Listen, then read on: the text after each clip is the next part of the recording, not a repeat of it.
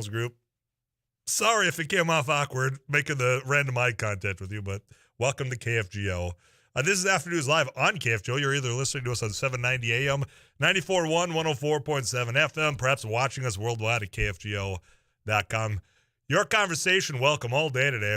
Ladies' studio line is 237-5948. You can text into the Eye Consultants of North Dakota text club at 35270. In just a little bit, we're going to be joined by Spencer Wirt, the meat dude. You got a meat-related question? Send it on in. I don't care if it's cuts, it's rubs. We've got Easter coming up on Sunday, so you rest assured we'll talk about ham and some alternatives to that if you really want to impress your guests. But he likes taking your questions, so you send them in. I'll ask yours before I throw mine out there. But on Fridays, you know, as is tradition, we allow you to pick the songs. We got into a bit of an argument earlier today. I said, you know what, let's do a genre tomorrow. And I threw out there 80s hair. We're going to do an 80s hair metal because I have not had my 80s hair in a while. As the long-running bit had been that I'm an 80s hair metal guy. And Eric throws out, well, what if we did 80s pop? He's thinking Michael Jackson. He's thinking all of that. Settle it. We're doing this Battle of the Bumps. We're going to do this on Thursdays to where you can just set what we're going to be doing. Then we'll be playing from that. You can choose the songs tomorrow. All I need from you is to text in whether you want 80s hair or 80s pop. It's as simple as that. You can do that at the Eye Consultants of North Dakota text club at 35270. And then we'll have a little bit of fun tomorrow on a Friday, which I know is a good Friday. I'm sure a lot of people, this is their last day of the work day for the week. Some people have actually been having the entire week off, not to make light of the situation. I know I have seen the drifts.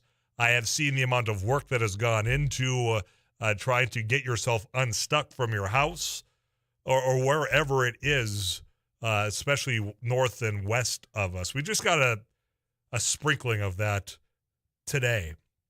We have, we were fortunate down here in the metro area. For those of you that have not been able to look out your window and see what we have, we just got to play. I feel for you all across that area. If you need to get out, any reports, because I do know that some roads are opening. Not all of them, but certainly some are still with those no travel advised. But if you're out there and you want to tell people what the conditions are, this airwave is yours as well. You can text us or call us, and we'll get those road warrior reports out throughout the day here. One of the things that's coming up, obviously, our meat raffle. I appreciate everyone that's been texting in the keyword meat. We didn't really dive into this a whole lot yesterday, but I want to a little bit later on because it's something I heard during one of our national CBS News updates about the Brooklyn subway gunman and the criminal record history that he's got dating all the way back to the 90s. And what that goes to show on where we fall so short on preventing something like this. I mean, it seems to me that there are warning signs from this individual because of his past, violations. That help could have been provided. We could have done something, and we could have prevented this. And it seems like the same old song and dance. And when I heard that earlier on CBS, I figured we just have got to talk about our lack of services for people that certainly need it. We'll get into that in a little bit later on. I need to get a quick pause here when we come back. Spencer Wirt, the meat dude, taking all your meat-related questions. I already got a question in about smoking beef ribs versus pork ribs. He's coming up right after this. You got it locked into Afternoons Live. Just getting started on a Thursday afternoon. Don't go anywhere.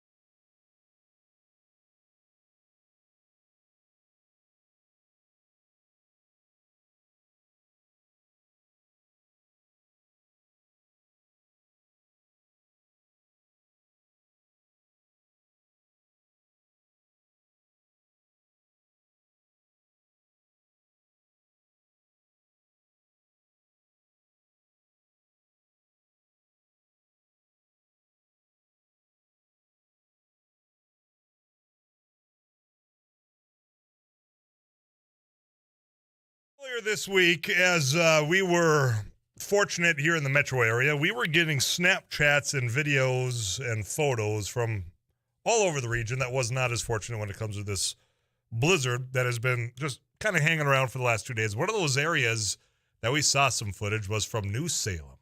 New Salem, North Dakota is where our friend Spencer Worth, the meat dude, resides as of now. Spencer, have you been able to dig out? Are you still stuck in the house? How are things going out there?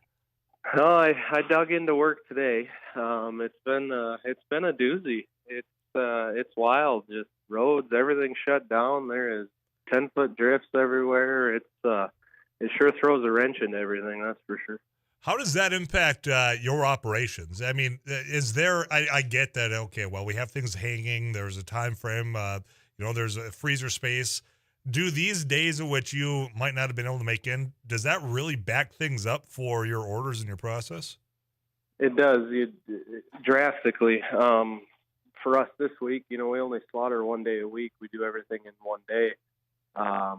And we weren't able to get animals in, and we still can't get animals in. So now it's, Saturday, Sunday, and we can't slaughter under inspection on the weekend. So, it definitely throws a loop on our slaughter schedule. And then you already brought up freezer space. Yeah, our freezer's plumb full because nobody can get here to pick up their product. And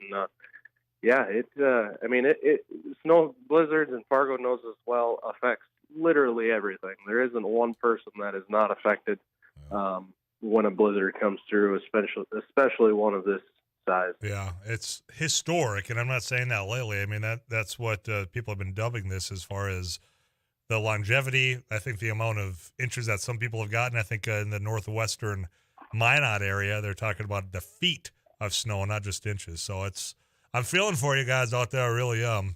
I'm going to get to some of the text club questions. I know that we've got Easter around the corner, but people got questions in particular about ribs.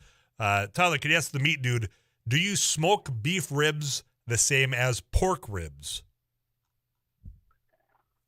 So keep in mind the temperature of which collagen of the two different meat species break down. Beef takes a lot longer of time and a lot higher of temperatures before it turns into that tender, fall off the bone type rib, if that's what you're shooting for. So, pork ribs, you can get her done if you push it hard in a matter of 4 to 5 hours. Beef ribs, you're going to want to give yourself quite a bit more time because that collagen, like I said, that holds all that meat onto the bone, that holds everything together, the really tough stuff, doesn't start rendering down until that 200 to 210 degrees Fahrenheit temperature.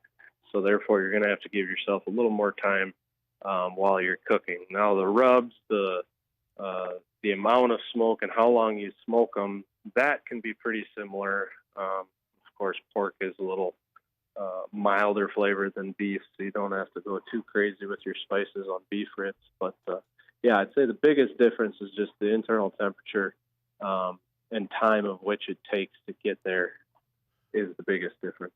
There's another rib-related question. This one on baby back. Question for the meat dude. Silver skin membrane on baby back ribs. Remove it or leave it? I am a big fan of removing it.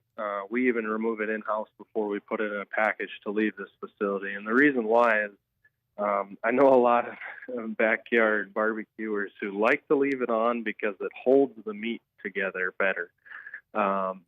And my response to that is you're overcooking your ribs if that membrane is the only thing holding them onto the ribs, right? So I always want to take that off so you're kind of working with an even keel of the type of collagen, because that's what that membrane is collagen. You're working with an even keel, so when you cook it, everything's the same, and you get consistency throughout the whole rib. Big fan of pulling it off. But like I said, I do know a lot of backyard barbecuers who leave it on. Since we're kind of on this the smoker, this grilled subject, because of you, we've got this meat raffle that we do every Thursday after we get you go. Barnesville Grocery sponsoring our meats.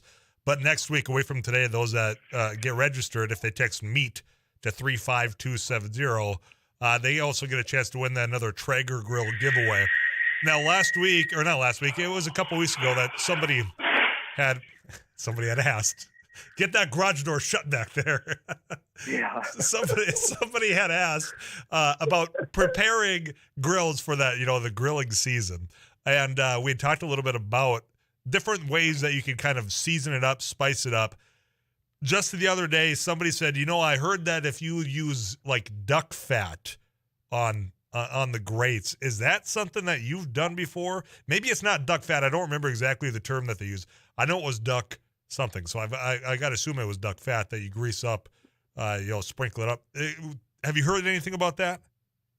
You probably just wanted to bring up the duck fat conversation again, like we had, a couple months ago. Hey, we got new listeners every day, buddy. I'm still bitter about your duck commentary, but yeah, I mean, fat is an oil once it's rendered down. So, we talked that seasoning your grill plates, your grill grates, I should say, is the key to really any type of cooking. So using fat as your oil source, I would say duck fat's fine. I would say pork fat, any fat can be used as a lubrication or a seasoning per se of your grill grates. Very good. Now, have I ever done it? No, I have never done it. I just use oil. But it makes sense that you could utilize those oils, those fats as a means to do that. I've never looked for duck fat. I've never thought about duck fat until people keep bringing up duck fat. Is that something I could just go to any old regular retail store, grocery store, and next to the Crisco, I can find duck fat? That is a great question, and I do not know the answer to it. Somebody out there does. I'm sure there is some shop somewhere that you could find some, but it ain't going to be as easy as going to Walmart and finding it. Yeah, that's what. Somebody help us out. 35270. You can call us, Laney Studio, on 237-5948. Where do I find duck fat if I want to do this whole experiment to season up my grill before I get it rolling for the year? Spencer, Sunday, obviously Easter. People are thinking ham, alternatives, all that. What do you recommend people keep in mind before I let you go? Just know what kind of ham you're buying. If ham is what you're going with for your Easter dinner, there's so many different types of hams just by reading the label of how much it was enhanced. And what I mean by enhanced is how much brine was injected to it. That really affects your cooking methods and overall textures. If it's just straight up ham, that's something that you're going to want to make sure is tented while you're roasting it. Try to keep all the moisture in it. If it's something that's a little overly injected, you're going to see something like a 10% solution added or a 20% solution added on the label. So there's a lot more water in that product than just a normal ham. So I think that's kind of the biggest thing whenever you're buying or looking at hams is what does the label say? How is it processed? What are you taking home? And then you can make a decision of how you're reheating it or cooking it or roasting it or whatever have you that you normally do for your Easter dinner or lunch. Great suggestions. Okay, I got one more question for you besides all the smart aleck comments coming in about duck fat. Somebody said you can find it on a fat duck. Okay. I'm tipping my cap to you right now. Thank you for the sarcasm. I'm losing in a poll that I'm throwing out there on Fridays. We have listeners pick what type of music we play. They're in charge of the bump songs. I need to know your suggestion. I'm not telling you which one I want. 80s pop music or 80s hair metal? Which one do you vote for? Oh, I got to go with 80s pop music. And that's where we see you out for this week. Okay, I am losing overwhelmingly when I want to hear some 80s hair metal. That's my bit, but everyone else is really on the train of 80s pop. And now I never saw it coming that you, of all people, are going 80s pop, man. There's a time and a place for 80s hair metal bands, but 80s pop always, no matter what mood you're in, just brightens your day. Okay, so. What Michael Jackson song are you cranking up in your big rig as you're driving to slay some meat? Is it Beat It? I don't think Michael Jackson is actually on my playlist. You should just come join us one day and listen to the genre of music we listen to. It probably make people. I'm in. I'll bring the show out to New Salem. I'll watch you guys cut up your meat. Then I'll talk for the 3 hours. Let's find a time to do that. All right, my friend. I gotta let you. Good. I gotta let you go, Spencer. I appreciate your time as always. Spencer Wirt, the Meat Dude, every Thursday at this time. I gotta get you caught up with KFGO News. Your meat raffle follows right after this.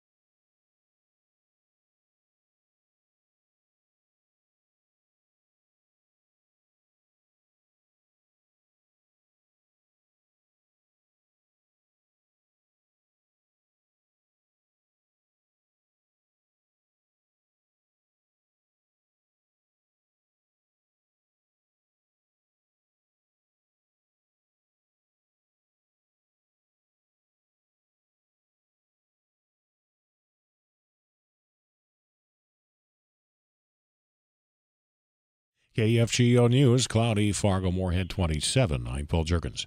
Fargo City Administrator Bruce Grubb is leaving city government. He was named administrator in 2016 after serving as the interim administrator following the retirement of Pat Zavarol. Prior to that, Grubb was solid waste operations manager and city enterprise director. He joined the city in 1989 as a civil engineer. His retirement is effective June 24th.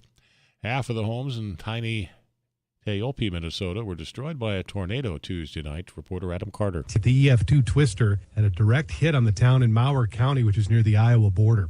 Amy Lammy is emergency manager for Mower County. She says people who've lost their homes have found other places to stay. We put some up in a hotel. Others have gone to family or friends.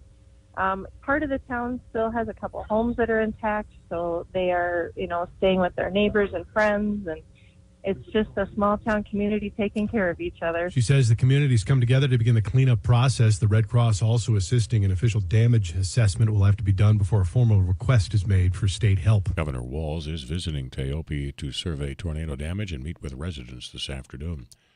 27, this is KFGO News.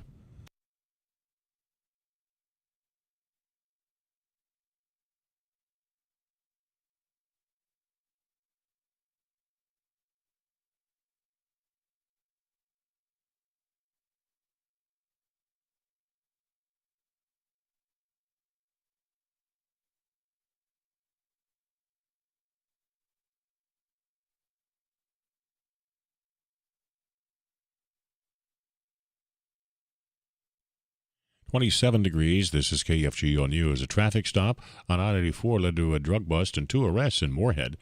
Police say they conducted the traffic stop along with the Clay County Sheriff's Office and State Patrol. They arrested 40-year-old David Keene Jr. and 25-year-old Samantha Riggles, both of Moorhead. They were making frequent trips to Minneapolis to pick up drugs to bring back to Moorhead, according to police. 2 pounds of meth, more than 200 fentanyl pills, and 2 pounds of marijuana were found in the vehicle. The drugs have an estimated street value of $20,000. They say that investigation is a second significant seizure that broke up drug distribution operations in Moorhead. Former Hennepin County Sheriff and Republican governor candidate Rich Stanek was hospitalized after a crash following a campaign event in Buffalo, Minnesota. Stanek collided with a car as he was pulling out of a church parking lot. Investigators say drinking was not a factor for either driver, and both drivers were wearing seatbelts at the time of the crash. The other driver had minor injuries as well. The leader of the South Dakota Senate has named a lead prosecutor for the impeachment trial of Attorney General Jason Ravnsborg. He's now scheduled for late June. The announcement came after House lawmakers voted to impeach Ravnsborg for a crash that killed a pedestrian. Ravnsborg is the first official to be impeached in South Dakota history.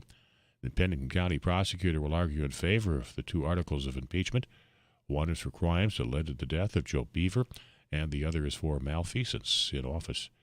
Windy areas of snow showers this afternoon, some blowing snow in open areas, and nearly steady temperatures.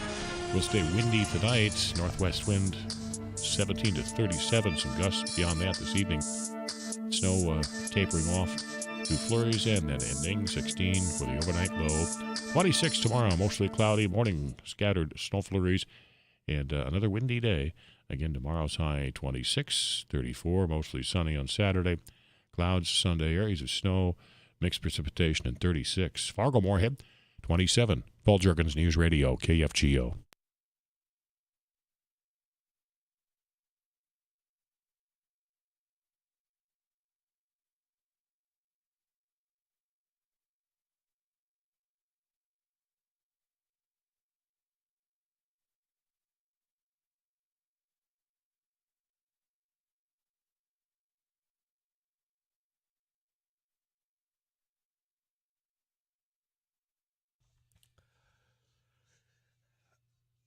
The wheel for the meat raffle in studio behind Eric Johnson. He's my producer. I'm Tyler Exodus, your host. Hundreds of you have text MEAT to 35270. Appreciate everyone that has. If you haven't yet, what are you waiting for? You still got time. If you already have, no need to do it again. You only need to register once, and you're in it for the longevity of our giveaway. We've got this week, and we've got next week. And a week from today, you also get a chance to win a Traeger grill that is also in the KFGO studio that has already been assembled. Here's what's going to happen right now. If you haven't been listening to Thursdays here on Afternoons Live, the Gear Up for Grilling, I want to thank Barnesville Grocery. They're the meat sponsor for these giveaways. So I've got 10 finalists here, and 3 of you are going to be walking out of here with meat provided by Barnesville Grocery. Also, I want to thank Bar 9 because next week, as I told you, that Traeger, it's going home with one of you. And we're going to be doing that over at Bar 9, so it's going to be a great time over there. You're all invited. Come on over. We can call it a party because it's going to be a great time. But I've got 10 finalists that have been drawn at random here. And then we'll come back after CBS News and tell you which 3 of you have won this week. So turn your volume up just a hair. You don't have any ticket stubs to pull out, but here are the names of the finalists this week. Brett Bowen, Horace, North Dakota. Taylor Poole, Fargo. Rhonda Woodworth, Moorhead.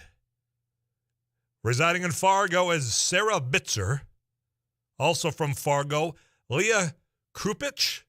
Leah, if I pronounce your last name wrong, I apologize. Mike Bach in Alexandria, you're a finalist for this week's meat raffle as well. Gene Schmitz, Red Lake Falls. Jan Mayer from West Fargo. Calling Moorhead home, Vicky Keller. Finally from Fargo, Eric Player. You are the 10 finalists for this week's meat raffle. CBS National News on the way. When we come back, we're spinning the old wheel. We'll tell you who the 3 winners are this week on KFGO Fargo. Stick around.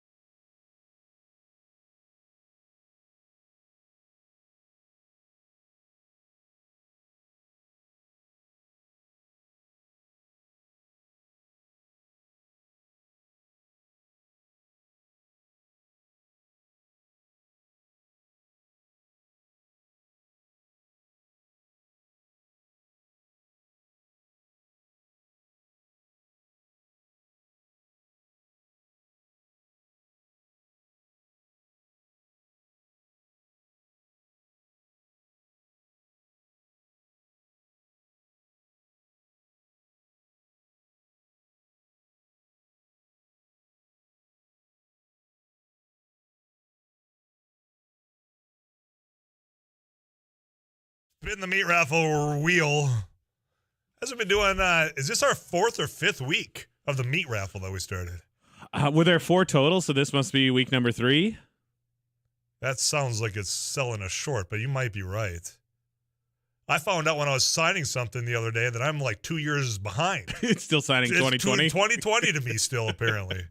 So And 1990 was 15 years ago. That's correct. So thanks for those that are getting my back and coming back with vengeance for 80s hair for our Battle of the Bumps for tomorrow's Rock Request Friday. All right, so we just announced the 10 finalists. Eric Johnson's got the meat raffle wheel. Give her a spin for our first winner this week.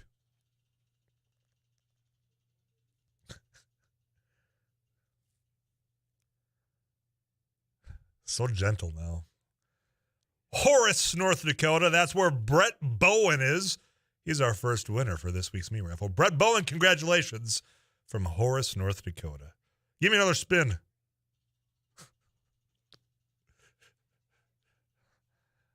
The consistency of it's astounding. I mean, whether we've been doing it for 3 or 4 weeks, though, now I've got that muscle memory down. You've got it down. Be a professional. You should be behind a pig wheel table. That's where you should be. Well, no, because you want random numbers. Yeah, that's right. I don't want to keep running on that same red 18 all the time. I have no idea if that's the color. Anyway, Moorhead, that's where Rhonda Woodworth calls home. Rhonda Woodworth, congratulations. You won some meat from Barnesville Grocery from Moorhead. One more time for me.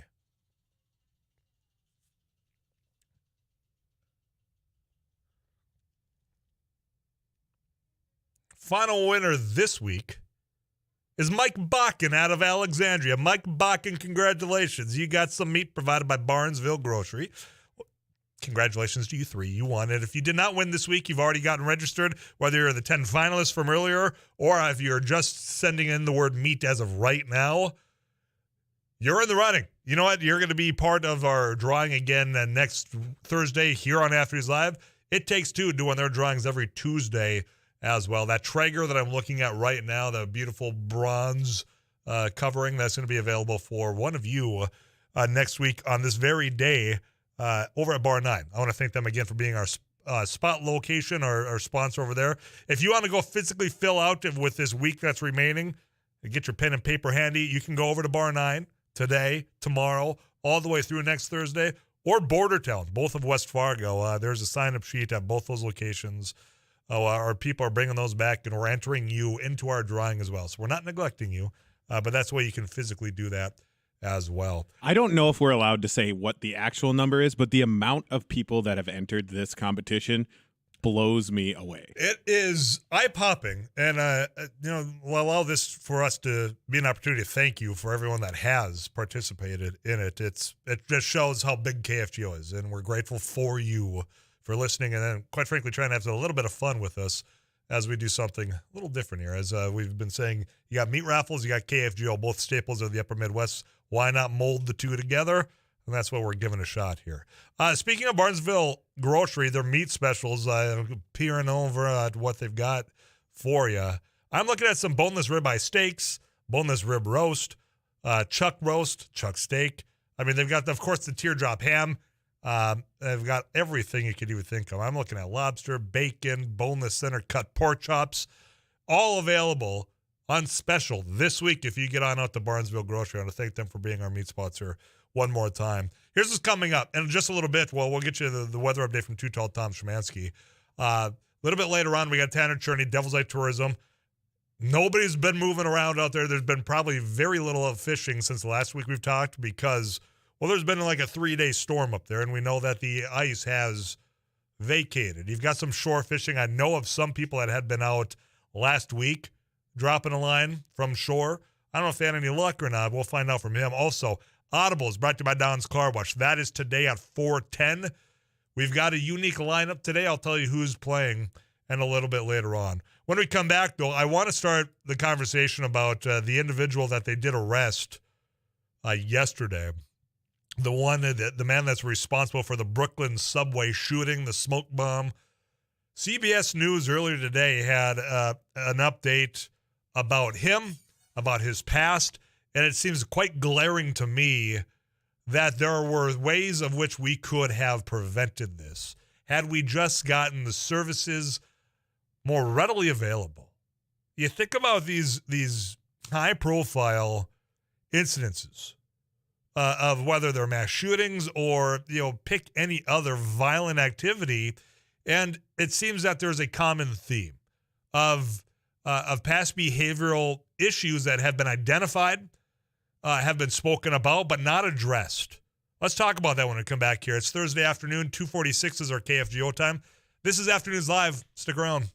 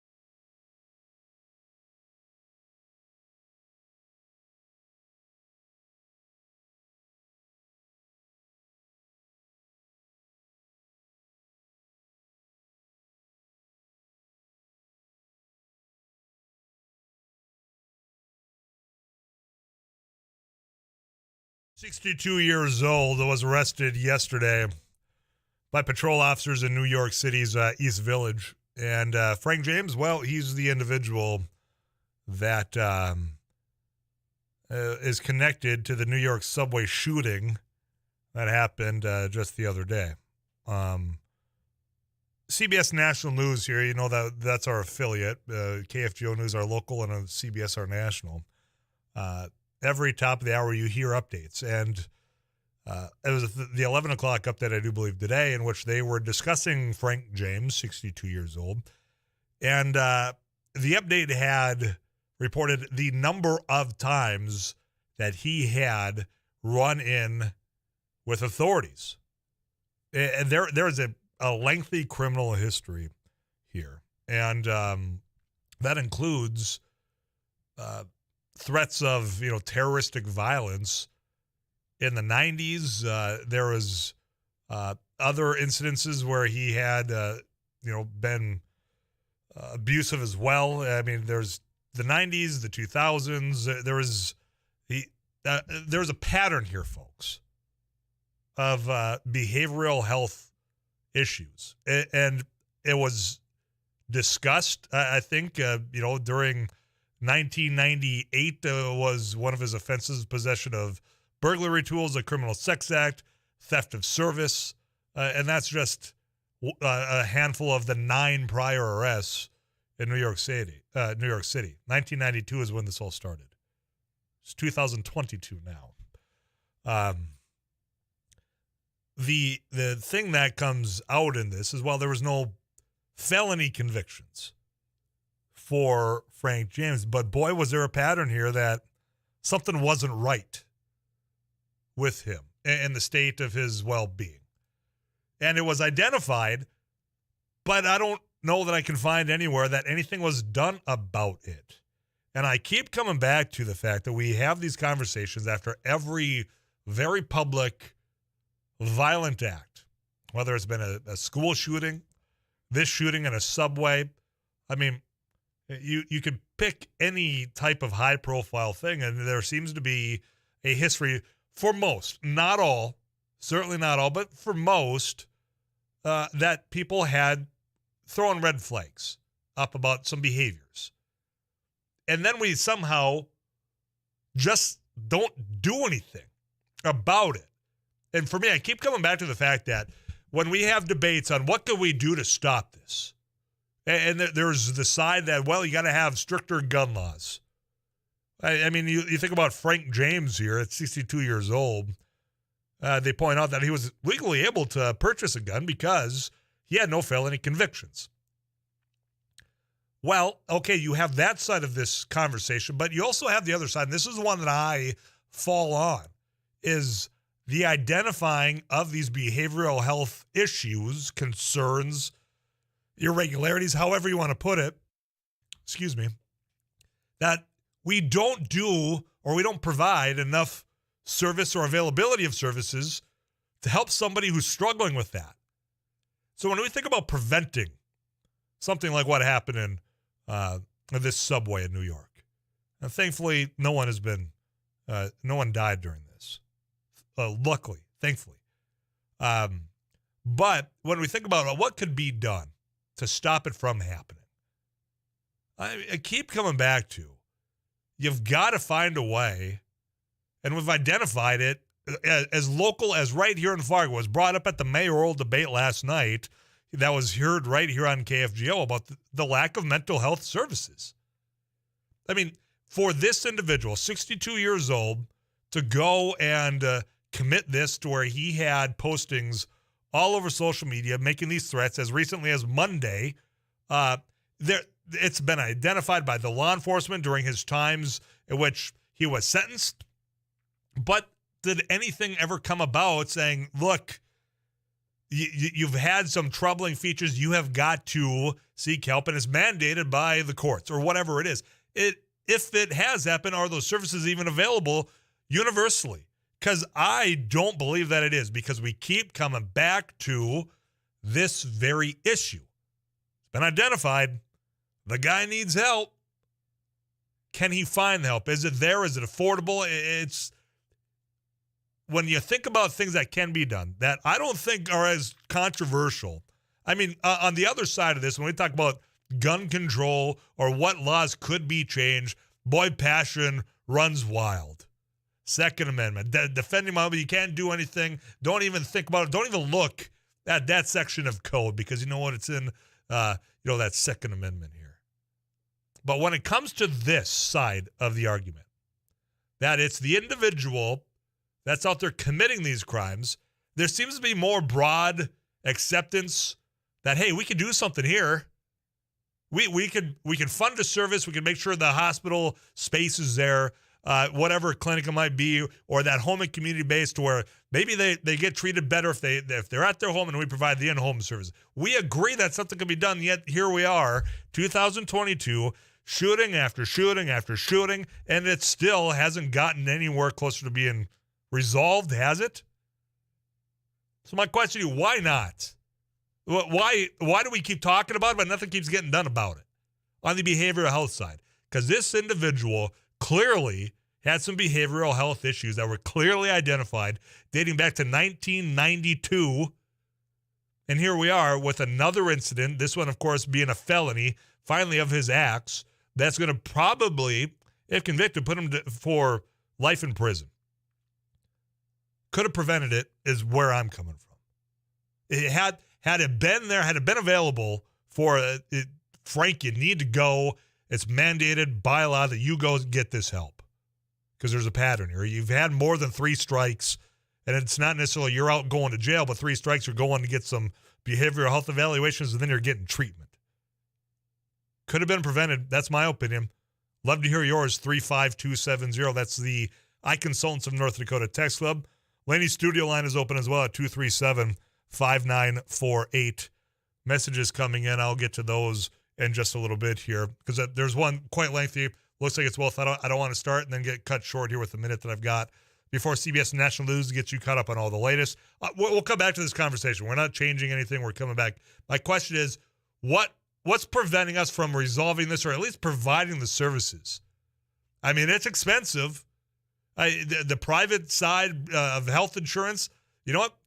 Maybe that parity's finally gotten there. I think that's part of the Affordable Care Act that people are screaming about for years. But are we doing enough collectively? Services that are provided through tax dollars. Here's my question for you. We'll come back to that in just a little bit here. I'm Tyler Axis. This is After News Live. You got it locked into 790 AM, 94.1 and 104.7 FM, KFGO.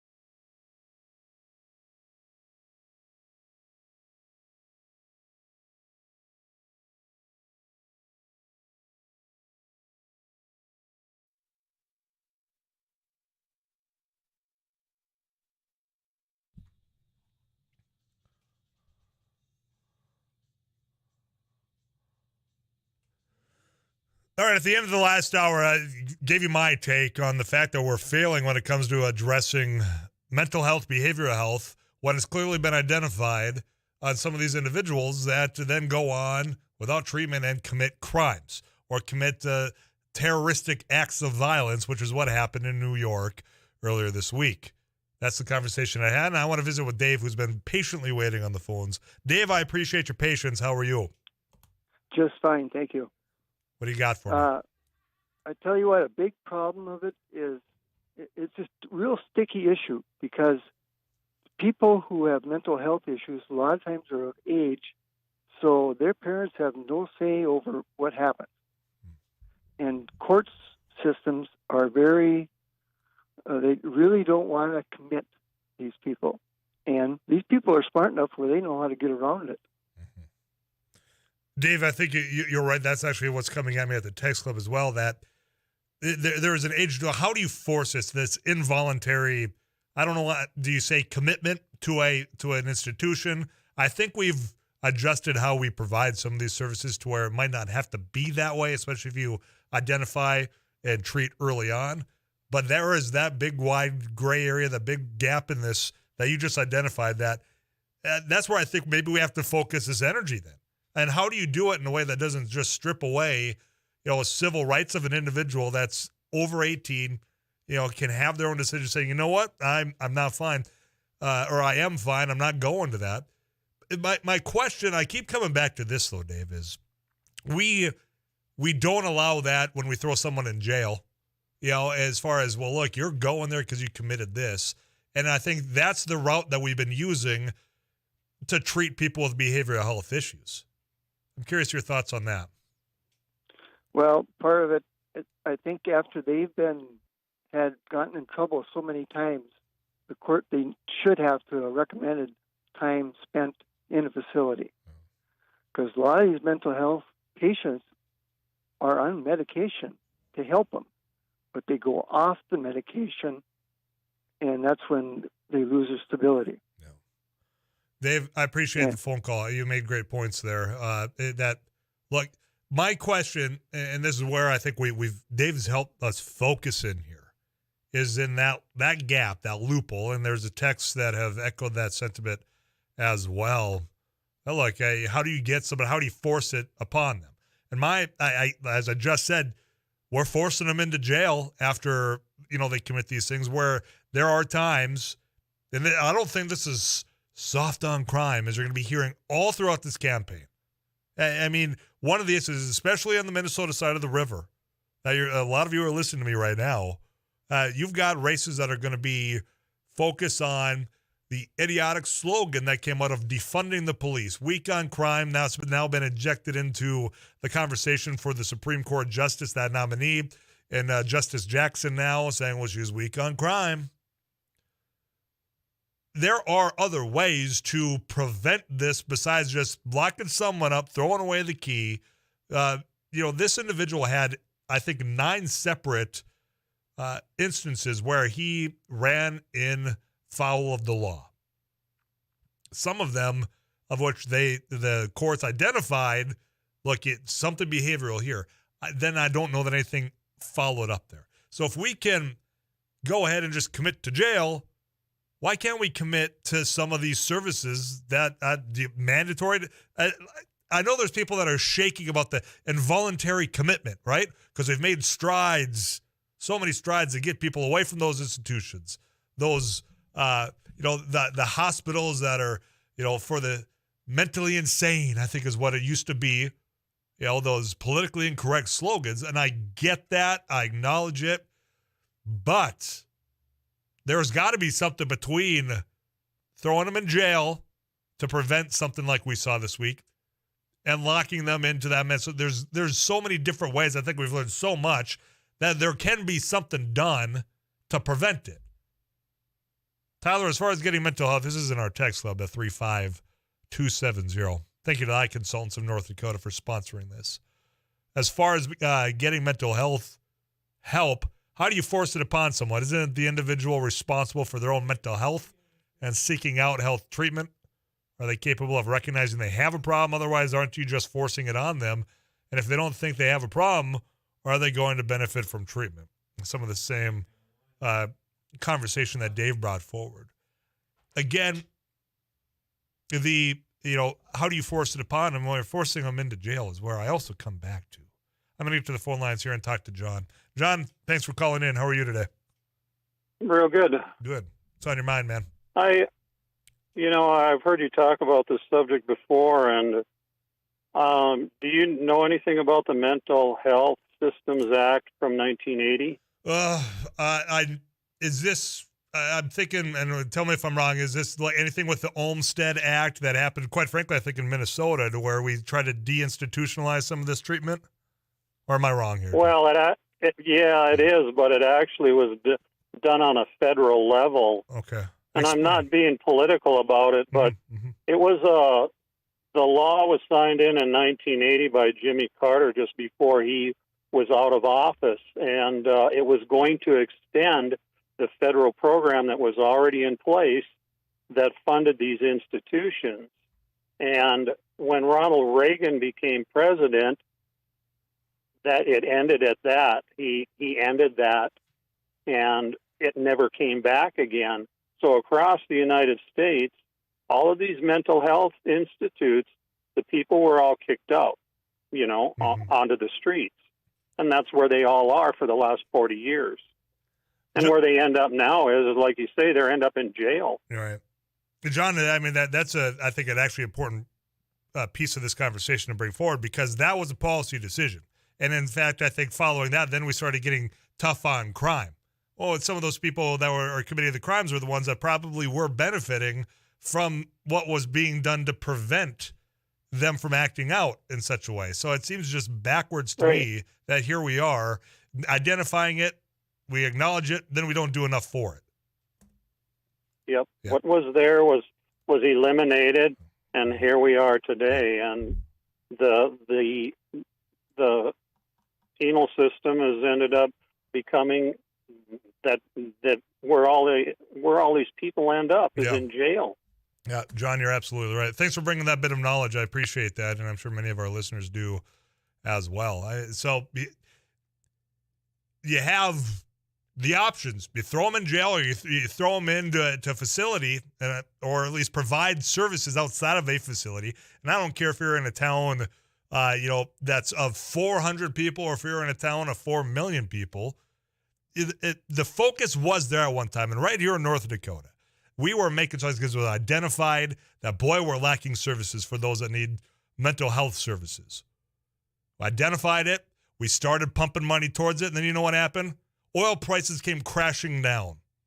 And we had to get a special session together out in Bismarck to figure out, well, where are we going to start cutting? Don't have the money that we thought we did the last time we all got together out here. You know exactly the first programs cut. Those programs. Those ones that we know that were needed, because they kept coming forward saying, look, we're identifying these issues in children that are younger, and teachers are getting more stressed because they're not only trying to educate, now they're trying to discipline and correct behavior, all that. So you've got that at the lower, younger ages, and we don't have enough support there. And now here we are all these years later, and we didn't come back and refill what we once had and then had to cut. Then my question, why in the hell is it always those type of things that are the first on the cutting block when money's running short? Because you put that investment in front, you prevent a mass tragedy is what we saw in New York. You can cut down on what you're having to spend on prisons. That return on investment, the return on your security, seems pretty damn well worth it to me. Curious about you at 35270. You can also call me at 237-5948. I'll come back to all these messages coming in, taking me to task, agreeing with me. It's all on the table. It's Thursday afternoon. KFGO is 319. I'm Tyler Axis. This is Afternoons Live.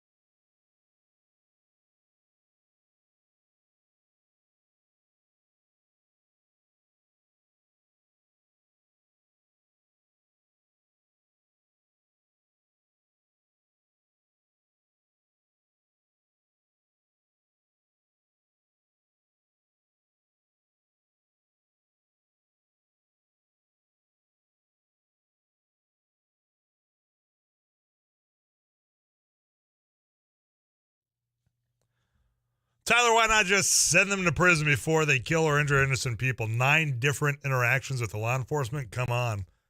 Well, that's where when I look at what some of these crimes were, and again, we're talking about Frank James. I can't remember for James Frank or Frank James. It's Frank James, 62. Some of them, when you have acts that include a criminal sex act, theft of service, possession of burglary tools, are just a few that I can find of the 9 prior arrests. Yeah, I mean, at what point and at how severe of a sentencing does this become, that you have to have this X amount of you're serving this time. But, at some point they get out and now here we are all these years later and this is the case. So during that time, did anything go towards treating, I think was more of the core issue, is that certainly he had some mental health issues going on. I mean, it's one of those, you can't lock up, throw away the key unless you have a sentencing that allows for that. The act he committed earlier this week, that sentencing allows it. In fact, I suspect that's going to be the case. It could have been avoided. I mean, you can't prevent all things from happening all the time, but this seems to be just a consistent pattern here that identified, we know there's an issue. Well, we just don't have the funding for it. We don't have the institution. We don't have the services at home. So, we get them a prescription. Hopefully that helps. And then if they don't take it, as you just heard, well, then I guess everyone looks out. And I'm not going to accept that going forward as just being, all right, that's the way it is now. Tyler, I agree that once it gets on lawful act stage, I agree to mandatory mental health treatment is appropriate. Just because they might quit their meds doesn't mean you just quit trying. All of this requires funding and consistency. Then there's the larger number that don't reach the unlawful acts stage and their families can't force treatment. It is an endless cycle. And yeah, it's when it comes to violations of the law, if it's identified, I think it's an appropriate way that you can force it. Make it mandatory. Tyler, the social breakdown in family units is a huge contributor to mental health issues. I'm not sure you talked about that. No, I haven't talked about that. The family units conversation keeps getting brought up. I'm not discounting it, but I'm curious if there's if you have something that I could look at. If you could text back like a link to something, I'd be more than happy. That reflects something else that I heard earlier on CBS about families in general. Yeah, I mean, they're getting smaller. Not as many people are having kids. Those that do, you've got just the whole dynamics of the world in which we live in now, and people trying to figure out, well, I can't afford, because there's no childcare available, so I can't afford to work. I'm going to stay home, and then sometimes that creates depression as well, according to what this poll came out that was on CBS earlier. And, all that tension of how that reflects into the family unit, I'd be very curious how, if a parent is in that state of mind, how that reflects onto that child. Because as I was telling you, that teachers are identifying that at younger and earlier ages, kids are acting out in more violent ways than what they were before. What's causing it? 237-5948, Laney's studio line at 35270. That's the iConsultants of North Dakota Text Club. Filling up today. Appreciate that. And Tyler, it's easier to pass the blame when you're reactive versus proactive. That's where I know I've talked about this before. It's we know there's something that can't be done yet. Here we sit on our hands and not opening a checkbook or whatever it might be. Just tired of it. I'm tired of having these instances of these mass shootings or what have you, acts of violence, when we know that we could, if we wanted to, do something to prevent. You got a lot to KFGO Fargo. Stick around.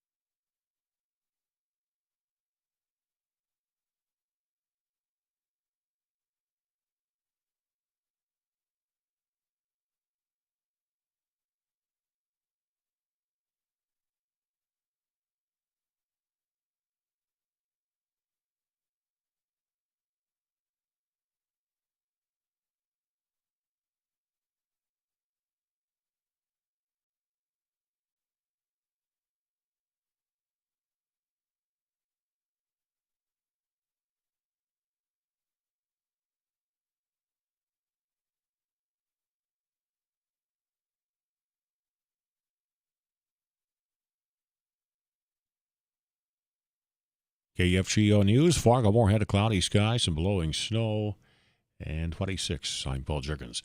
A 73-year-old Minot woman was found dead this morning in Minot. Police say the woman was not adequately dressed for the weather, and her body was found in the snow near the post office.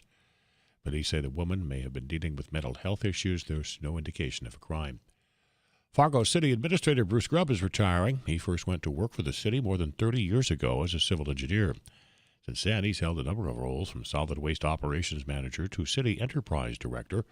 He was named city administrator in 2016, succeeding Pat Zavarol. Grubb talks about the most difficult part of the job. Part of the job I don't like, but it is part of the job, is there are times where you may have to terminate an employment relationship with some, and I really don't like that. It is part of the job. We don't do it very often, thank goodness, but that is a very difficult part of the job. Grubb says dealing with the various commissioners over the years has also been a challenge, and he's trying to strike agreement and compromise. He says he's looking forward to spending more time with family and friends. The City Commission will consider the naming of an interim administrator on Monday and the possible steps in hiring a replacement. Grubb's last day on the job will be June 24th. 26. This is KFGO News.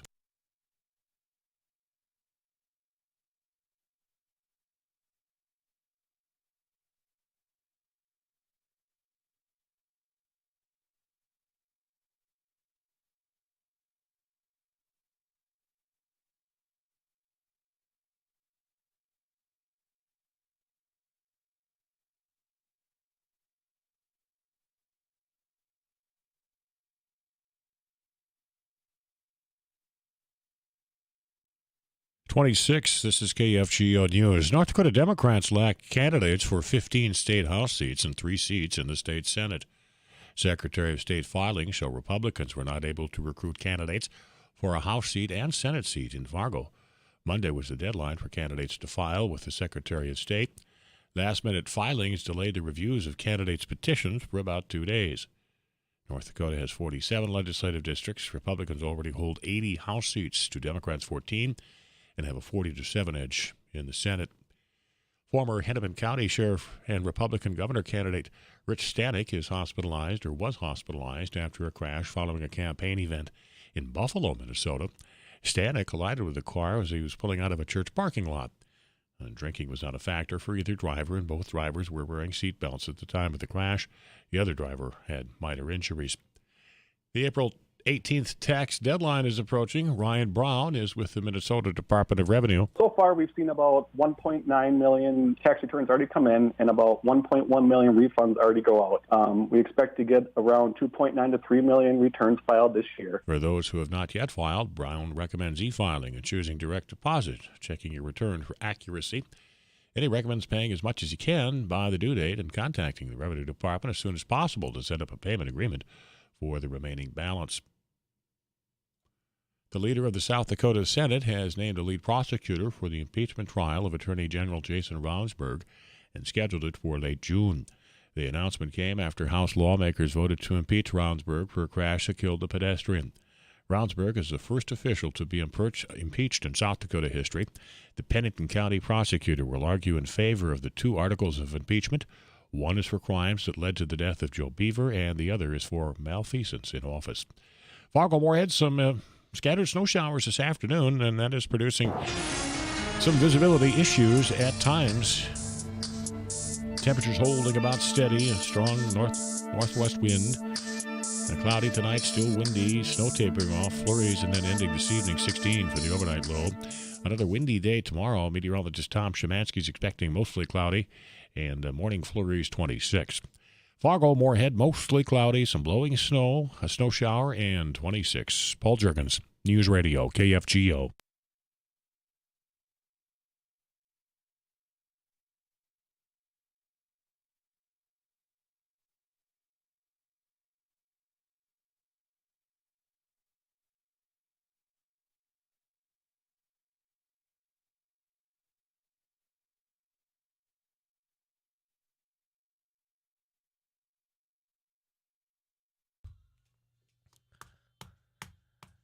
It's another one of those songs that brings you to a moment in a movie. And who would have thought that a Starsky and Hutch movie with Ben Stiller and Owen Wilson was going to be as good as it was? Did you enjoy it? I mean, because I didn't expect it. You know, you've had, 21 Jump Street, the remake, not the original. You had Starsky and Hutch. I'm trying to think of those other movies that were remakes maybe of a television show that they added a comedic value to it. Yeah, not as successful, but there's a Dukes of Hazzard movie. Oh, Dukes of Hazzard, that's, with Johnny Knoxville. Yeah, and Sean William Scott. Okay, yeah. I couldn't remember. That's Stifler for all you out there. I thought the Starsky and Hutch movie had moments that were hilarious, but as a movie, not great. Is that maybe a fair way to describe it? Sure. I'll accept that explanation. Redeeming qualities, but as an entire movie, not really a necessary watch. It's one of those, I've popped it on more than once. Yeah. I've enjoyed it. And if I enjoyed it, then is that good enough for me to say, hey, it was all right? That's usually my baseline. That's all right. Did you think it was all right? 35270. Don't forget, you can select what genre we're playing with tomorrow during our rock request. It's pop, 80s pop versus 80s hair metal. I've got to say in the text club, 80s hair, you're pulling ahead. Now, if you're on my social media, that's not been the case. So we'll figure out exactly who's winning. You can lend your voice at 35270. More messages came in at the topic at hand. We're going to head up to Devil's Lake, visit with Tanner Cherney in just a moment. But first, CBS National News, then Audibles at the top of the hour. We'll tell you who's playing this week. Stick around.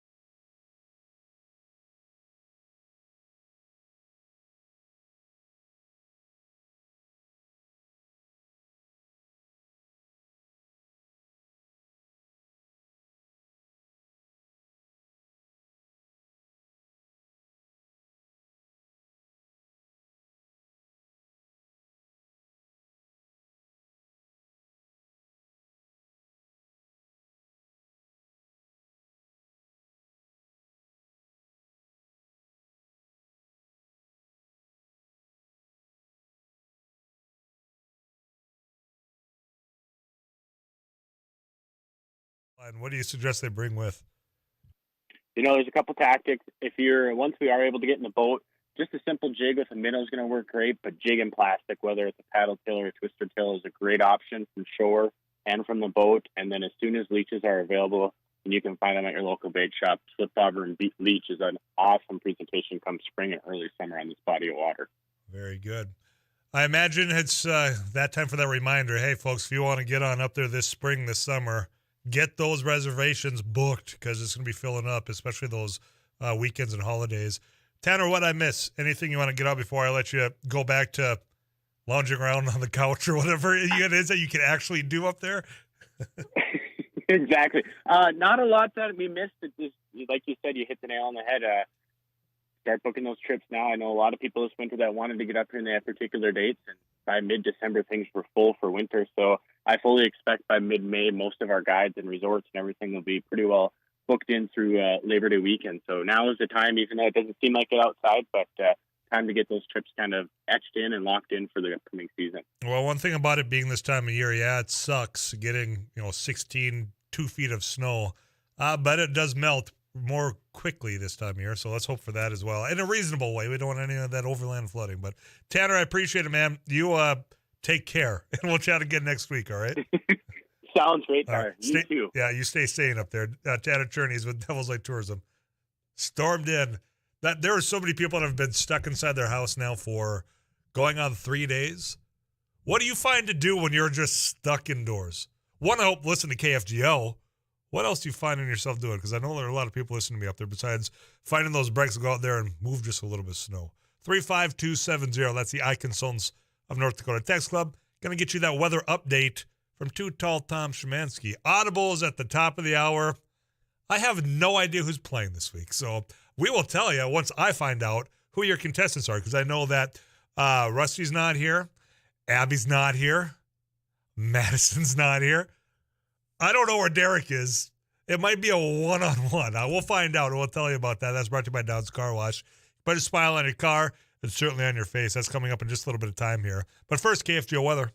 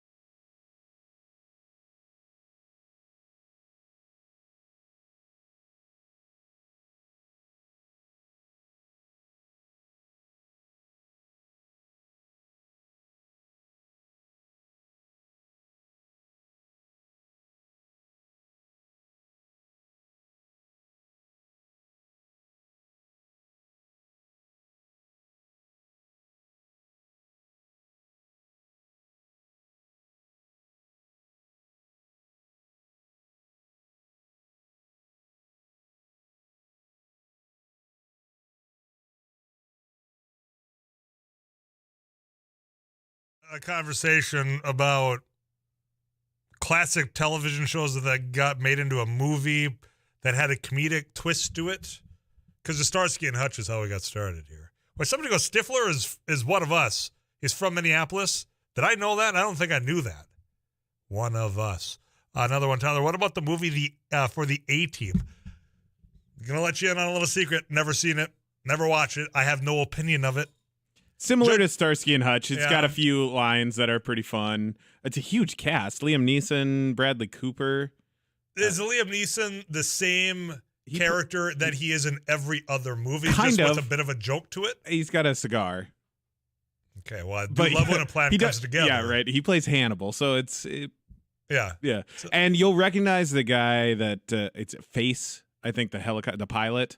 He is in that District 9 movie. He's South African. He's got a really distinct voice, and I can't remember the actor's name, but he's maybe somebody out there knows that 35270. I remember District 9, which very unique. Is that the only movie he's been in? Because that is such a weird movie to bring up. Yeah, well, no, he's been in a bunch, and he's in that one because it's based in South Africa, and he's South African. Oh, so why do you know all this random stuff? You ask me that every time I say something random, and my answer is always I don't know. How much free time do I not give you enough? No, to it do has around nothing here? to do with free time. It's just stuff like that fuses inside the neurons and comes up when we start talking about the A-Team reboot. Using big words again back there. It's too late in the afternoon for that. Need my coffee. Here's something I keep coming across, and we'll probably dive into this after Audibles a little bit more. Minnesota Wild. I mean, Eric and I talked about this a little bit earlier. In fact, tonight you're going to catch the Wild versus the Stars. 6:45 is when you're going to be catching them. That's after Game On Hockey, which is after the drive with Jack Sunday here on KFGO.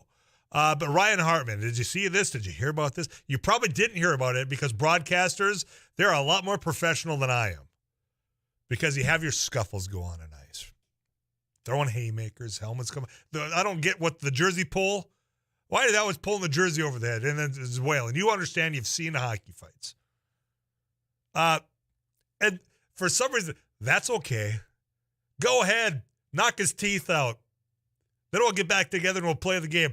But when Ryan Hartman flipped the bird to Evander Kane after the fight was broken up, well, that was crossing the line. You can't flip someone off in hockey. So they fined him.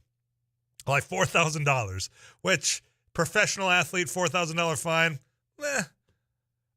But it's what's happened after this. And I'm not familiar enough with Evander Kane, but now I've become more acquainted with perhaps his personality and his character. And at least the persona that's depicted online is that Evander Kane's not somebody that I would like to have a beer with.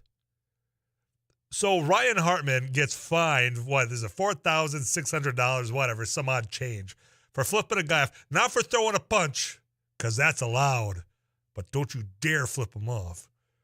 So they fined him. And here's how you know that Evander's not well-liked, because people started Venmoing and donating money to Ryan Hartman from the Minnesota Wild to pay for his $4,000 fine. But wait, there's more. One of the individuals that donated to Evander, or to Ryan Hartman's, whatever Venmo to pay off this $4,000 fine was Evander Kane's ex-wife. If that doesn't tell you all you need to know, perhaps about who Evander Kane is, I don't know what does. But that's all making the rounds now for the last. Has it been 2 days? Was this game 2 days ago? Yeah, the game was 2 nights ago. Yeah. And it should be noted that Ryan Hartman has tweeted that he will pay the fine himself. Yeah, I'm getting there. Oh, okay. Say the donations that have come in to Ryan Hartman, he's donating it to the Minnesota Children's Hospital, which is a great move. I mean, a class act. So you've got the guy flipping the bird. He goes, I don't care. This is the best fine I've ever gotten. And for everyone else being nice, we're donating it to the Minnesota Children's Hospital. So happy ending. Kind of becomes a win-win. Yeah. Except for unless you're Evander Kane. I mean, now everyone else is dogging on you, but turns out you're probably the individual that's okay to get dogged on. I don't know. Yeah, Evander Kane seems like one of those people that just not a lot of hockey fans like unless he's on your team. Well, he ain't on my team, and I don't like him just from what I've read today. Audible is coming up at the top of the hour. Derek Hansen is here. It's been confirmed. Matt English. Amy Eiler is going to be joining us as well, whether she knows it or not. She's trying to avoid making eye contact with me. You can text Amy if you think she's going to win. Derek, I'm Tyler Axis. This is After He's Live on KFGO.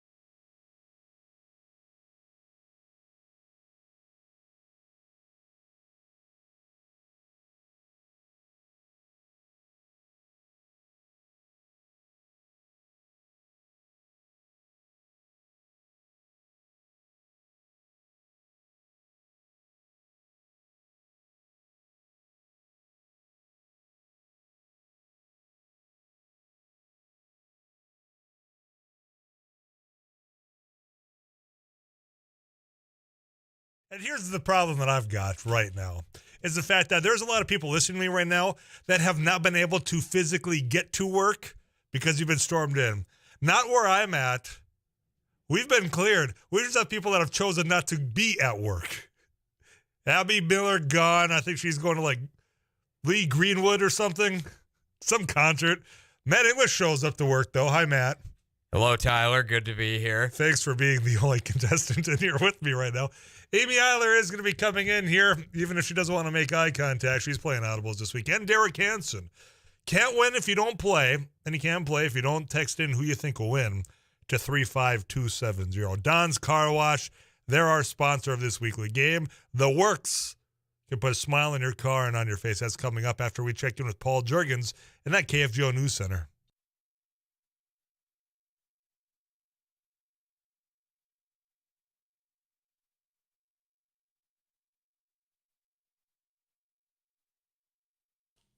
KFGO News, mostly cloudy. Fargo-Moorhead, it's 26. I'm Paul Juergens. A 73-year-old Minot woman has been found dead in Minot. Police say the woman was not adequately dressed for the weather. Her body was found in the snow near the post office this morning. Police say the woman may have been dealing with mental health issues. There's no indication of a crime. Minot has received significant snow the last couple of days.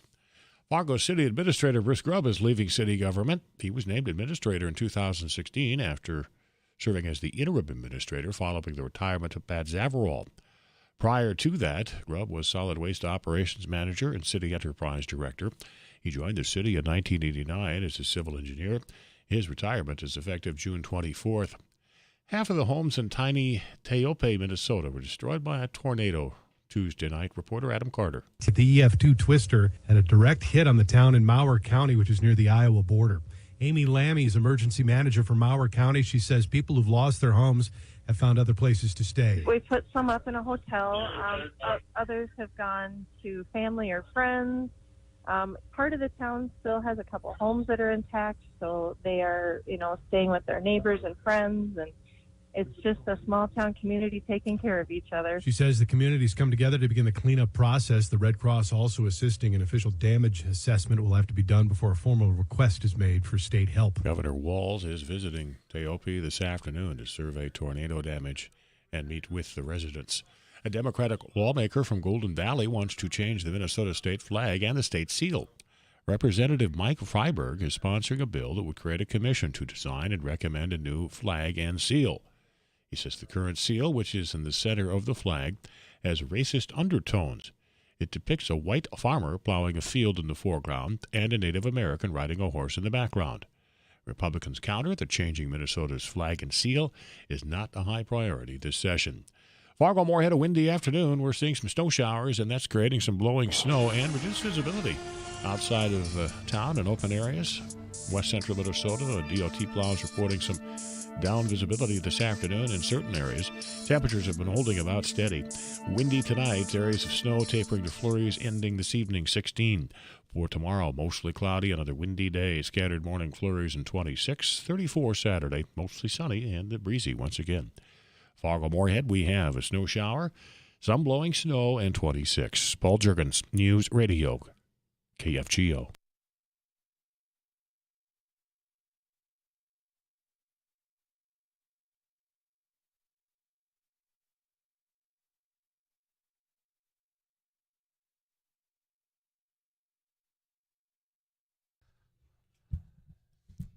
Okay, after trash talking that no one is choosing to work in the KFGO building this afternoon, someone made the mistake of walking by when we had one extra chair. So Joel Heidkamp, a late entrance into Audibles this week. This is awesome. I got a bad feeling about this. It's Han Solo. Please don't, Star Wars. No. Please don't look at my answers. Yeah, Amy's got a whole new method of playing this game. You know how bad I tease Abby? Yeah. I mean, she's going to be all over me after I get waxed at this. Yeah, and it's confirmed she's listening. What concert did we? It was Lee Greenwood that she was going to. That's what it was. It was Wayne Newton. Oh, I thought it was a polka band. Yeah. Oh, well, Shimoleski fun festive. Festive, yes. She's got her cowboy boots out. She's ready to go. Cowboy boots to a polka? I don't know. Yeah, that would work. Are you supposed to wear cowboy boots to polkas? Cowboy boots to a polka. I you can wear definitely anything. have seen cowboy boots in a polka. Yeah. That felt right to me. that right answer? That felt right. Yeah, I've not been to a polka, to be entirely honest. Was the polka I've been fest to in clogs. Hankinson? I thought clogs, like wooden clogs you wore. Oh, really? I think it just needs a leather sole so you can slide around the dance floor a little bit. Okay, and now I know. If you think Joel's going to win, I'll give you an opportunity to text in. Do it. Joel. Derek Hansen appears in the studio. Yeah, it's been a while. It's been like a month. I had 2 bye weeks, so 3 actually. Yeah, 3. Yeah, it's been a while. Please don't pick me. I'm not going to Amy win. has the most votes already. No, that's just Matt English is playing again. How would you not pick him? A few weeks. You guys, pick Matt. Don't pick Amy. Derek. Yeah, do not pick Amy. Do not pick Joel. But they're rooting for you. Okay, I appreciate that. Here's what I'll do. I'm going to pick some random numbers that text in to vote for me, and I'll give you an It Takes Two pizza cutter. Well, see, now we're just going to get even more. That's bribing right there. No, don't actually vote for me, though, if you want to, actually win this game. See, and I get veiled threats like this. I choose Tyler. If he does not win, it will be the last time. Okay. Wow. Matt English is here. Joel Heidkamp. Eric Johnson, producer of After News. We have to set goals. My goal is just get a one. point to get on the board, he says. Eric put together today's game. Take it away. We'll note that I put this game together before I know who's playing, so this could get wild, and I don't have any idea where it's going to go. But I've got 5 categories over here with 4 pieces of audio in each category. We do scaled scoring, so if you can identify the correct answer on the first piece of audio, you get 4 points. Second piece of audio, you get 3 points, and so on. You'll ring in with your name. That's how I'll determine who gets to go first. If you answer incorrectly, you're out for the rest of that category, back in on the next one. Tyler won last week, so he'll select the first one. After that, whoever gets the correct answer will select the next one. Standard 5 categories: actor, TV show, movie, character, and song. Oh, I don't have answers for all these. Matt, do you know how to play? You're good. Okay. I'm his answers. They're checking to see if I No, unhooked I'm gonna. This is my new method. I've wrote down some answers before I even hear the audio, just so I have an answer. Gonna squint real hard and hope and pray that becomes the clue. Yeah. Let's go with movie. Movie. Audio clip number 1. They had sinned. Amy. But was their crime so great? Passion of the Christ.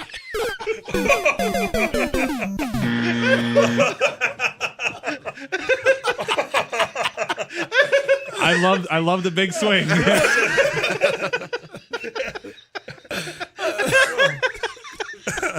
Maybe it's an Easter. Guys, she's crying. It's the Easter. I thought Easter. I thought you were gonna go Easter. He may still have.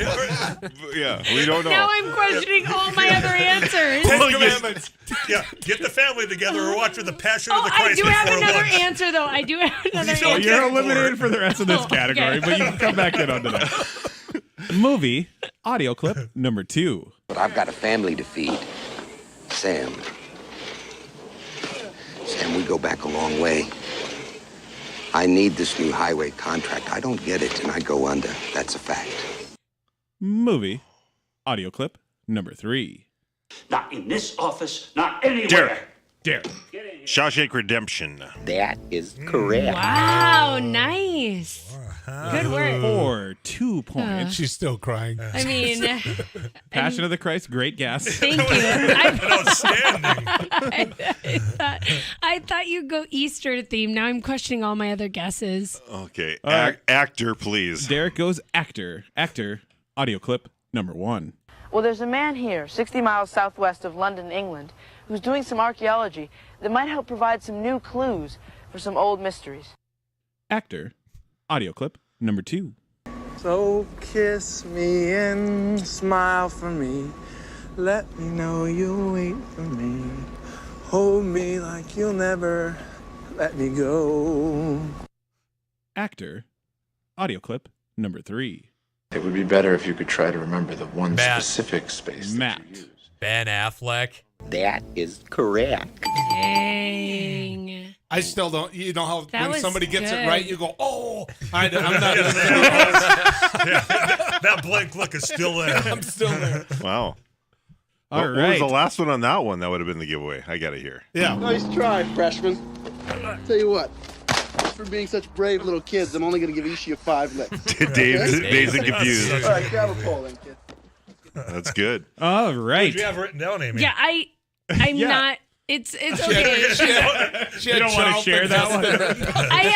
I had Drew Barrymore, but I knew it wasn't going to be her because it was a male, so I couldn't really.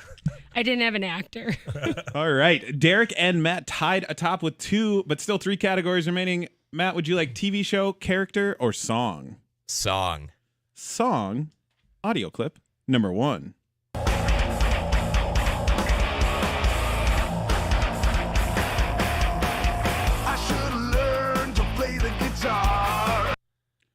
Song. Audio clip number 2.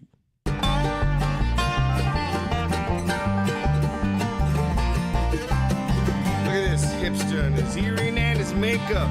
Yeah, buddy, those are his jeans. Song. Audio clip number 3. Derek.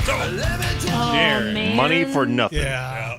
That's the first one I was like, I'm glad I didn't guess I found- Hotel California, which is what I had written down. I got to play this for you guys, especially with the crew in here, because I found a version of this that's got Sting, Phil Collins, and Eric Clapton. Oh, wow. With Mark Knopfler.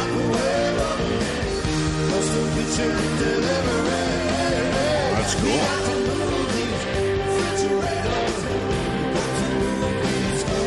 I get your Sting back there, yeah. But Knopfler and Clapton playing guitar at the same time. That's pretty good. That's pretty cool. Yeah. All right. Derek now on top with 4 points. Matt in second with 2, but everybody's still alive. 2 categories remaining. Derek, would you like TV show or character? Character. Character. Fictional character.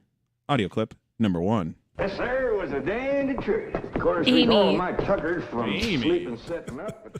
Peter Rabbit. Amy eliminated from the rest of the character. I will replay all of that clip. Character. I Audio went clip. Easter theme. Eric seems so unimpressed. You guys have been friends how long? Yeah. We don't do the math often. 30-some years. Yes, sir, it was a dandy trip. Of course, we all of my tuckers from sleeping, setting up. But Pearl's old truck run just fine, and her boy drove all the way. What category? are we Character. on? Okay, character. Thanks. Fictional character. Audio clip number 2. You know, I have more than any one man deserves. Yet there is something I'd like for my birthday. I'd like to ask the one who helped Ellie Mae become a lady. Derek. Is that Jed Clampett? That is correct. Great. I was going to guess it on the first one. I would not believe that was not a Joel Heitkamp answer. well, it wasn't the real Jed Clampett. It was first one The was. first one was, and I almost guessed it thinking it would be like so. That yeah, was so. that was from a commercial he did for Winston cigarettes. Yeah. All I was doing was taking a Rolling Stone magazine back to the men's bathroom so that people could enjoy it. And I get, Joel, come here. Now Abby's going to be on me. This just in from my aunt, Amy, you suck. So glad my family's behind me, feeling the love and support. Tell her I'll buy her one in Morton on the way home. Yeah, she'd appreciate that. All right, Derek has locked up the victory, but we're going to play out the final category, TV show, audio clip number 1. Me das una úlcera cada vez que me despierto y tengo que venir para trabajar. Para ti, para ti. TV show, audio clip number 2. So Matt. I'm out of a job. Matt. The Office. That was awesome. That was so good. He had it on the He first had one. it on the first one. I saw him. He was like getting all jittery. You know? Wow. He did have it, God, this was but fun. not enough Yeah, to but not overcome in Derek. time. That's clue number 2. Still Holy wouldn't have cow, mattered. though. That's still Derek impressive. locks up the victory. I needed the 3 weeks of rest, I guess, and Yeah. came back. Sun, yeah, tan, it's yeah. all good. Yeah. Margaritas on the beach. And I didn't do much of that, but I slept a lot. Listen to Slipknot. I may not have said Joel, but I wasn't as bad as Amy. Yeah, I guess my method didn't work out. Yeah, But you get to pick 2 in the NFL So draft. is what she you're was saying. right. There was a theme. It just wasn't Easter. It was tax day. oh man, Money for nothing. Yeah. Ben Affleck played the accountant. On the Jed office. Clampett. Where it was. Okay. What was Jed Clampett? He was one of the richest humans in fictional history. Mm-hmm. A lot of taxes when you're that rich, right? Or no, I don't know. It depends. They moved to Beverly. I can guarantee you that. California. Maybe back when Judge Clampett was alive, he was paying taxes. Gosh. That just reminds me, I wrong want to talk theme, about but- Elon Musk when we come back after this. Okay. Not Passion of the Christ? Okay. No, I'll leave that to all your dining room table conversations over Easter. There you go. You can So go glad watch that movie, then enjoy ham. So glad I left my cell in my office. Abby's already. You're not supposed to text and drive, Abby. She texted me and said, Lordy. Thanks, everyone. That was a lot of fun. Thanks. Eric's never inviting me back. No, I secured that I'm never coming back again. You didn't want to make eye contact with me when I was telling people that you were playing. He does not want to make eye contact with you right now. No, I love it. I love the You're pre-guesses. mad No, at me? absolutely not. Okay. I love the pre-guesses. I thought I for sure had your. It was a great your theme. guess. Okay, thanks, guys. Thanks, Amy, for being forced into this. What? There's a lot of people that chose Derek. One of you's going to get a text back from me. You won the Don's car watch. You can put a smile on your car and on that face of yours. Got some of these messages coming up when we come back. Sure, let's talk about being rich. Elon Musk wants to buy Twitter. We'll discuss that as we wrap up After News Live on a Thursday afternoon.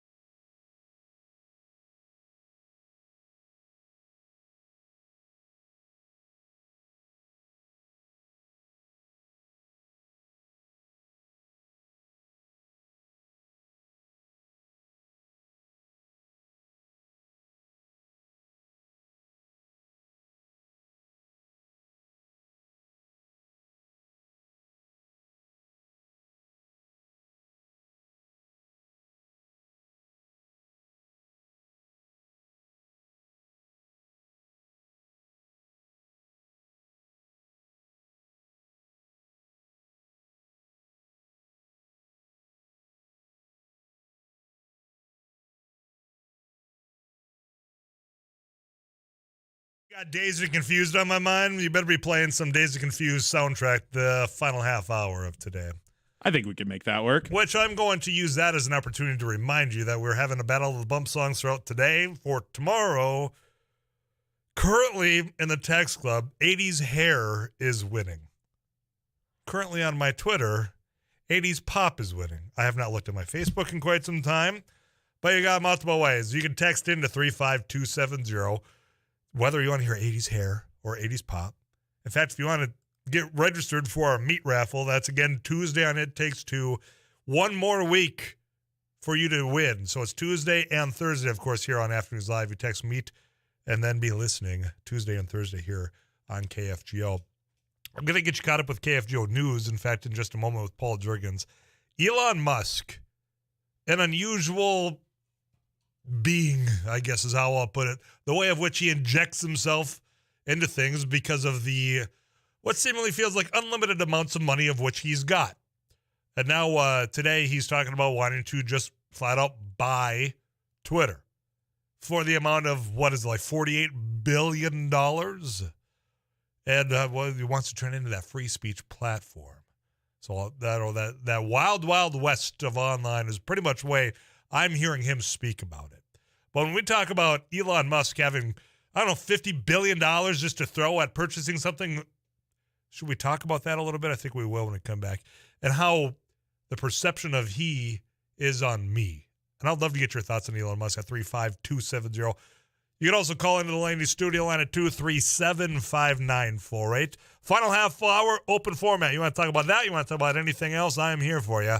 I'm Tyler Axis. This is Afternoons Live on 790 AM, 94.1 FM, and 104.7 FM KFGO.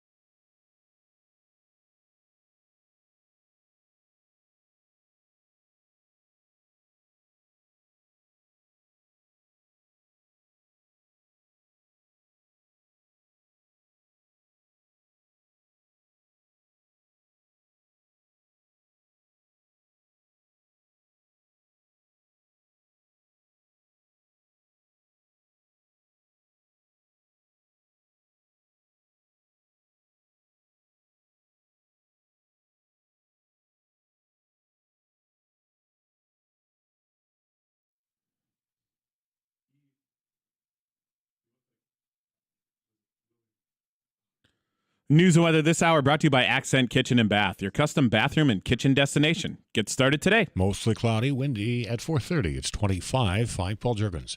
Fargo City Administrator Bruce Grubb is retiring this summer. He joined the city as a civil engineer in 1989 and worked his way up to administrator in 2016 when he replaced Pat Zavarol. Grubb says Fargo City employees deserve much of the credit for the city's success and growth. They take their job seriously. They're dedicated. They're committed professionals. And it matters to them what kind of job they do because we work for the public and the appreciation that they understand that, because the public, they're our customers.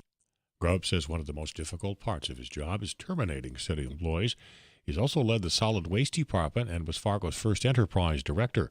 The city commission will discuss the naming of an interim administrator and the process of finding a replacement on Monday. His last day at work will be June 24th.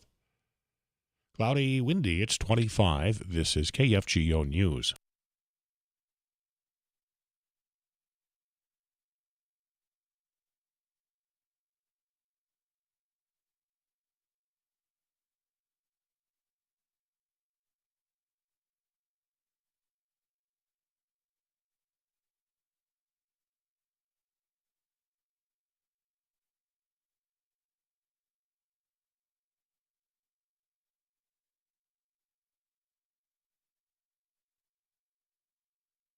"25 degrees. This is KFGO News.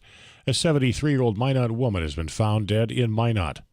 Police say the woman was not adequately dressed for the weather. Her body was found in the snow near the post office this morning. Police say the woman may have been dealing with mental health issues. There is no indication of a crime. Residents of a small farming community in southeastern Minnesota are working to recover from a tornado that destroyed half of the town's homes, toppled tall trees, and left piles of debris in its wake. A tornado with winds of more than 130 miles an hour struck Tiope near the Iowa border late Tuesday night, tearing the roofs off houses, overturning vehicles, and bringing down power lines. There were no serious injuries. Volunteers are helping residents clean up the debris in the town of about 80 people. At least 10 of Tiope's 22 homes are beyond repair. The Red Cross is assisting with immediate needs. A late-night apartment fire in Moorhead. Battalion Chief Justin Rosenfeld tells KFGO News that 2 alarm fires reported around 11 last night at 2415 4th Avenue North. So we were called for fire alarms with smoke in the building. We received multiple calls en route. PD on scene said that they could see active fire. We arrived. We found just heavy smoke in one apartment unit. Our crews went in, pulled the line in, put the fire out pretty quickly. Mostly all the other crews that were trying to get people out of there evacuated the whole building. No one was in the apartment. No one was hurt. Police and the state fire marshal's office are part of the investigation into the cause of that fire. Former Hennepin County Sheriff and Republican governor candidate Rich Stanek was hospitalized after a crash following a campaign event in Buffalo, Minnesota. Stanek collided with a car as he was pulling out of a church parking lot. Drinking was not a factor for either driver, and both drivers were wearing seat belts at the time of the collision. The other driver also had minor injuries. Fargo-Moorhead, windy tonight. Still some areas of snow tapering off to just flurries and ending this evening at some point. 16 for the overnight low. Tomorrow, mostly cloudy. Meteorologist Tom Szymanski is expecting another windy day with some morning flurries. And 26. 34 then Saturday, mostly cloudy. 25 now, mostly cloudy, Fargo-Moorhead, and still a strong northwest wind. I'm Paul Jerkins, News Radio, KFGO.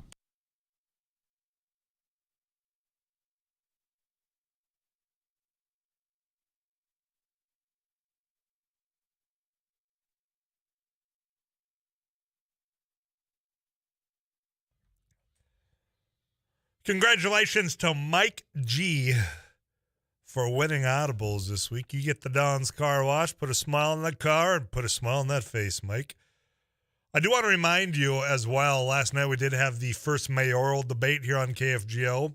If you missed it, there's a great write-up at KFGO.com. But if you want to watch the debate in its entirety, you can even skip over the first 30 minutes if you don't want to hear Heidkamp and I talking about what we expect to hear. But if you want to hear the candidates, it's all there, all 2 hours, the pre-show, the entire debate. You can hear from those candidates themselves. I'll give you my thoughts as we wrap up here as well in the final half hour. And Elon Musk, is he going to buy? Is he going to be allowed to? Can you imagine having $50 billion just to throw at something because you want a hobby? We'll talk about that, as well as whatever you want to get off your chest right after the CBS National News.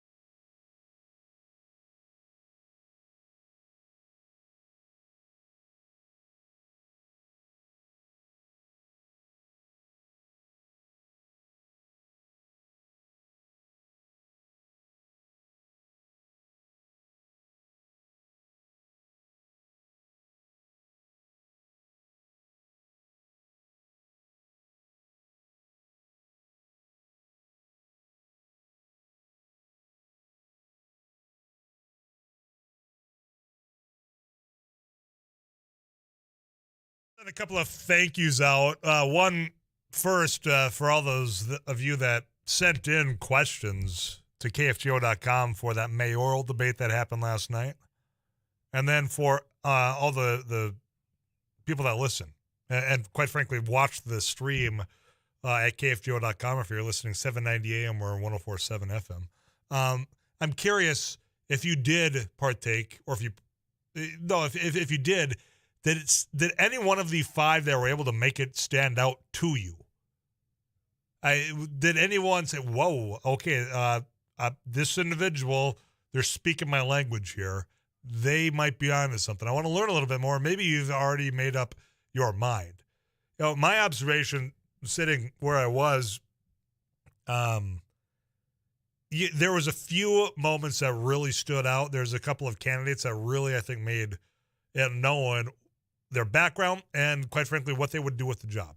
Now, I don't know, aside from perhaps one individual that, quite frankly, made the argument that said, look, if you like the direction of where Fargo's going, then by all means, reelect Tim Mahoney. Because, folks, I mean, right now, if you think about it in the most basic term, if you're voting against Tim Mahoney, you're voting to fire him from that position. And now those other candidates have to make the argument as to why you should fire him and hire that individual. I didn't get quite enough of that last night. Now, I know there's still 2 months left of this campaign, but it started off in a good way and a good introduction for the five that were able to make it. The one individual that I recall saying that out loud as direct as that, saying, look, you can keep going down this path, but you let me, we're going a different direction. And that was a Michael Borghi. Now, I'm unfamiliar with Michael, and I will be getting to know him and all these other candidates more as they're all going to hopefully be appearing here on Afternoons Live. He was the late entry into the race. I mean, just within hours before the deadline of filing on Monday. So he was the one that stood out in that sense alone. But Hakun Nabar, very passionate in his responses to the questions. And I think of all the people, aside from the current mayor and Tim Mahoney, directly answered questions with well thought out plans or direction that he would take.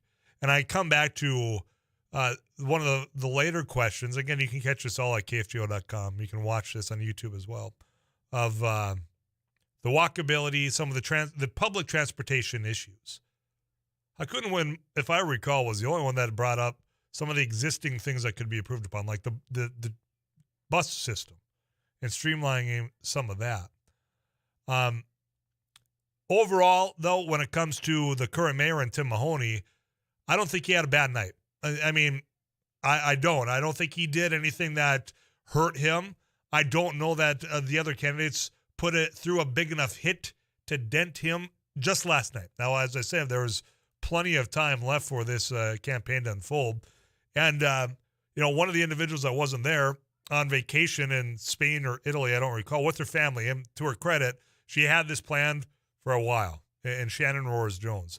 I'm a little unfamiliar with Dustin Elliott, who was unavailable for the debate last night, but you know what? If there's anything that we've come more accepting of and more, quite frankly, demanding of at times over the last 2 years, is if you or someone within your house is sick, stay home. And that's what he had to do with some sick children. But when it comes to just name recognition, which is what a lot of this will boil down to, people know Tim Mahoney. He's been mayor for quite some time. He's been, the second in command for quite some time. Those flood fights, they know that name. There's a number of people that know Arlette Preston as well. Been a city commissioner multiple times. In my opinion from last night, didn't do enough to separate herself from Tim Mahoney. Now, with plenty of time to turn that around. But people will know Shannon Roars-Jones as well coming up. And here's why. You've got Doug Burgum supporting her, and Doug Burgum has his own political action committee. And Doug Burgum has his own very deep checkbook. So one way to get that name recognition, to get people familiar with you that eventually vote for you, is to spend a lot of money And I suspect what we're going to be seeing in the next few weeks and few months is a ton of money getting pumped into that campaign through Doug Burgum, through, quite frankly, the Republican Party. Now, this is not a partisan race, but we certainly do know, which candidate, for the most part, aligns with which, organization. Especially when one of those candidates is already an elected Republican legislator. So that is going to be something that I think is going to be that variable in this mayoral race that we haven't seen before. You've got approval voting, which is a different now mechanism that I wonder if that doesn't play a role in people's more willingness to step forward within Fargo, at least when it comes to these city races, because it's not necessarily happening at the legislative level, especially on the Democratic side. But you've got that, and then the ability to pour money into this race. I think that is going to be such a unique new thing. I'm sure it's going to be eye-popping how much money goes into billboards, radio ads, yard signs. That is all something that I'm curious if that impacts you at all. And if at all, it sets you back that you've got the governor who's no one from Fargo, who's got a large footprint in downtown Fargo, putting all this money potentially into a candidate. Does it feel like the governor's buying a mayor of Fargo? Does that at all cross your mind? Curious what you think at 35270. You can also call into the Laney studio line at 237-5948. More messages coming in. I got to get this weather update for you, and then I'll come back. People are talking about the wrong side of the road, city limits for mayor. I will address all of that. Plus, Jack Sunday's in-house. We'll see what's coming up on the drive. He's going to steer you right into Game On Hockey with Travis Dunn and then Minnesota Wild. They're taking action tonight here at 6:45. You got a locked in KFGO. Stick around.